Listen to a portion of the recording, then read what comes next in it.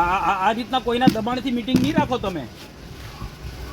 ના ખોટી વાત છે. જો તમે બીજા ધમકી આપતા હશે ને એના કરતા ડબલ ધમકી મનસુખ વસાવા આપી શકે છે.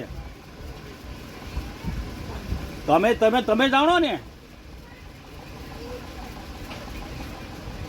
તો સભ્ય સચિવ અંશુ હિલસેન એ કલેક્ટરના આદેશ પ્રમાણે કામ કરે, કલેક્ટરે એના આદેશ પ્રમાણે કામ કરવાનું છે. તમને પ્રભારી મંત્રીએ એમની સૂચના આપી તો તમારે પ્રભારી મંત્રીને પૂછવું જોઈતું હતું.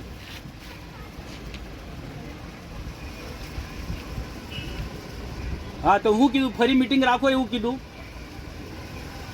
હા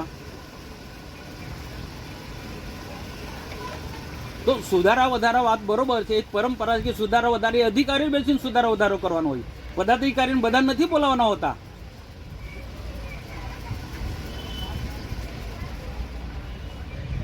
તો પ્રભારી મંત્રી આંખો મીચીને તે વખત સહી કરી, કાં તો તમે લોકોએ પ્રભારી મંત્રીને ગેરમાર્ગે દોર્યા છે.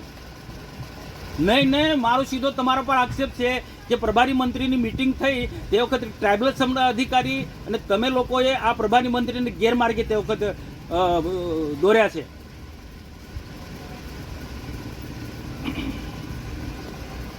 હા ના ચાલે ને સાહેબ, એ ના ચાલે. તમે ટ્રાઇબલ સબનો અધિકારી બોસ નથી, અહીંના જિલ્લાના બોસ તમે છો, કલેક્ટર. તમારે નિર્ણય કરવાનો છે મીટિંગ રાખવાની કે નહીં રાખવાની.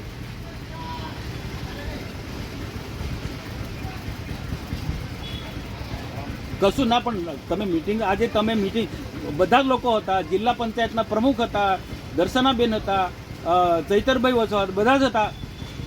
તો આ બધાને બોલાવવાની જરૂર નથી પડતી. મારે કહું આ મીટિંગ જ તમારી ગેરકાયદેસરની છે. અરે જે પ્રભારી મંત્રી જે ફાઇનલ કરવું એ જ હોવું જોઈએ, કોઈ ફેરફાર ન હોવો જોઈએ.